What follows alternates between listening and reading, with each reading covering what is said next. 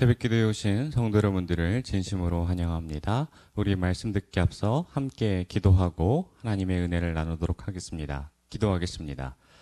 사랑과 은혜가 풍성하신 하나님 아버지, 오늘도 새벽을 깨우며 주 앞에 나왔습니다. 하나님 말씀에 힘을 얻고 오늘 하루를 은혜 가운데 살아가게 하여 주옵시고, 날마다 주님 주시는 성령의 은혜로 말미암아 성령 충만한 사람이 될 수 있도록 붙들어 주옵소서. 이 시간 하나님 아버지께 간구하고 소망하는 모든 것을 주님께 아뢰오니 가장 좋은 것인 성령을 우리에게 선물로 허락하여 주옵소서. 예수님의 이름으로 기도드립니다. 아멘. 오늘 우리에게 주신 말씀은 사도행전 2장 1절에서 13절의 말씀입니다. 사도행전 2장 1절에서 13절의 말씀입니다. 다 찾으신 줄로 알고 함께 읽도록 하겠습니다. 오순절 날이 이미 이름에 그들이 다 같이 한 곳에 모였더니 호련히 하늘로부터 급하고 강한 바람 같은 소리가 있어 그들이 앉은 온 집에 가득하며 마치 불의 혀처럼 갈라지는 것들이 그들에게 보여 각 사람 위에 하나씩 임하여 있더니 그들이 다 성령의 충만함을 받고 성령이 말하게 하심을 따라 다른 언어들로 말하기를 시작하니라. 그때에 경건한 유대인들이 천하 각국으로부터 와서 예루살렘에 머물러 있더니 이 소리가 나매 큰 무리가 모여 각각 자기의 방언으로 제자들이 말하는 것을 듣고 소동하여 다 놀라 신기하게 여겨 이르되 보라, 이 말하는 사람들이 다 갈릴리 사람이 아니냐? 우리 각 사람이 난 곳 방언으로 듣게 되는 것이 어찌 됨이냐? 우리는 바데인과 메데인과 엘람인과 또 메소포타미아, 유대와 갑바도기아, 본도와 아시와 부르기아와 밤빌리아, 애굽과 및 구레네에 가까운 리비아 여러 지방에 사는 사람들과 로마로부터 온 나그네 곧 유대인과 유대교에 들어온 사람들과 그레데인과 아라비아인들이라. 우리가 다 우리의 각 언어로 하나님의 큰 일을 말함을 듣는도다 하고 다 놀라며 당황하여 서로 이르되 이 어찌된 일이냐 하며 또 어떤 이들은 조롱하여 이르되 그들이 세술에 취하였다 하더라. 아멘. 하나님의 큰 일이란 제목으로 하나님의 은혜를 나누도록 하겠습니다. 예전 온누리교회에서 액츠 29란 슬로건으로 사역을 시작했었습니다. 사도행전의 영문의 이름을 따와 28장까지밖에 없는 사도행전을 29장을 현재를 써내려간다는 의미로 성령님의 역사하심을 통해 사도행전의 선교 사역이 지금까지 이어져 오고 있다고 합니다. 이런 사역처럼 성령님은 지금도 살아 역사하셔서 우리를 하나님께로 인도하고 계십니다. 성령의 역사를 살펴보면 구약과 신약 그리고 지금도 살아계심을 우리는 경험하고 있으며 성부 하나님과 성자 예수님을 알게 하여 주십니다. 오늘 말씀을 통해 성령님을 더욱더 깊이 알아가고 그 은혜를 경험하는 시간 되시길 소망합니다. 본문을 살펴보기에 앞서 전 오순절의 성령 강림 사건은 성경 전체를 보았을 때 매우 중요한 사건 중 하나입니다. 예수님께서 이 땅의 사역을 마치시고 승천하신 후 나를 대신하여 성령님을 보내주신다는 약속이 성취된 날이기 때문입니다. 성령님은 오순절 다락방에 모인 제자들에게 처음 임했습니다. 하지만 성령님은 이미 구약시대 이전부터 하나님과 함께 하셨으며 창조 과정에서 하나님과 함께 피조물을 연결하는 존재였으며 언약 백성이 잘 살아가도록 도우셨습니다. 제자들은 예수님이 승천하기 전에 약속하신 말씀을 붙잡고 기억하며 함께 기도하며 기다렸습니다. 정확한 시간과 날짜는 알 수 없지만 오순절날 제자들은 한 곳에 모였으며 기도에 전념하고 있었습니다. 그때 불의 혀처럼 갈라지는 것들이 그들에게 보이며 각각 한 사람에게 갑자기 임했습니다. 불의 혀처럼 갈라지는 것이라고 하면 어떤 모습이 보인 걸까 하고 상상을 하게 됩니다. 예수님께서 세례를 받으실 때 비둘기의 모습으로 내신 기록도 있으며 구약에서는 불과 바람의 형상으로 나타나셨다고 기록합니다. 그런데 불의 혀처럼 갈라졌다라는 것은 보통 상상하기 잘 어렵습니다. 하지만 성령님이 임하신 후의 일을 보면 왜 불의 혀처럼 갈라졌는지를 알게 됩니다. 우리 4절 말씀을 함께 읽겠습니다. 그들이 다 성령의 충만함을 받고 성령이 말하게 하심을 따라 다른 언어들로 말하기를 시작하니라. 아멘.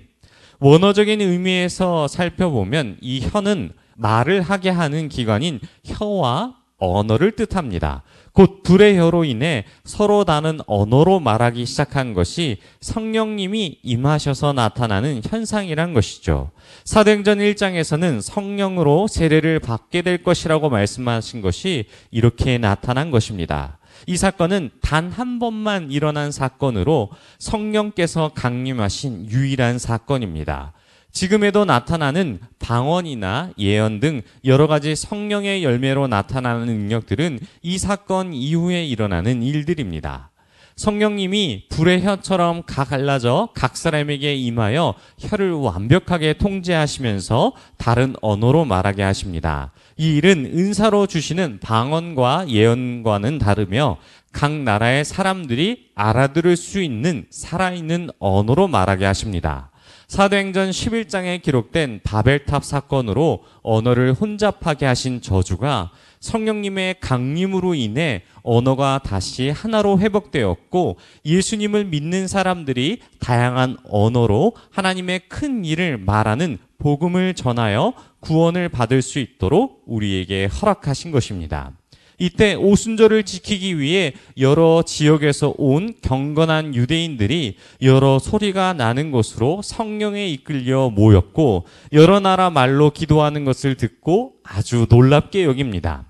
먼저는 다른 나라의 말을 유창하게 하는 소리를 예루살렘에서 듣게 된 것에 놀랐고 두 번째로는 그 기도의 말을 하는 사람이 외국인이 아닌 갈릴리 출신의 사람들임을 확인하여 더 놀란 것입니다.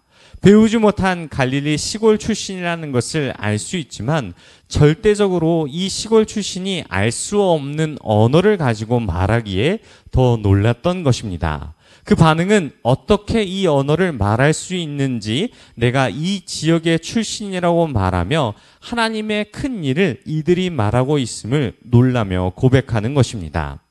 때론 우리가 유튜브를 보면 지금의 외국인들이 아주 유창하게 한국말을 잘하는 것을 알 수 있습니다. 마치 우리가 음성만 듣고서 우리나라 사람이 말하는 것처럼 생각할 수 있으나 실제로 외국인이 말한 것을 보며 놀랍게 여기는 것과 비슷한 것이죠. 결국 이 모든 일들이 하나님의 큰 일을 말하게 함으로써 복음이며 이 복음을 다른 언어로 말하는 것으로 놀라워 여기지만 일부는 부정한 것으로 보며 이들이 술에 취했다고 조롱하기도 합니다. 사랑하는 성도 여러분, 오늘 말씀을 통해 우리는 무엇을 주목하여 볼 수 있을까요? 성령님의 임재를 통해 나타나는 놀라운 결과에 주목하기보다는 성령님이 하시는 일과 하나님의 큰 일에 집중하는 것이 중요합니다.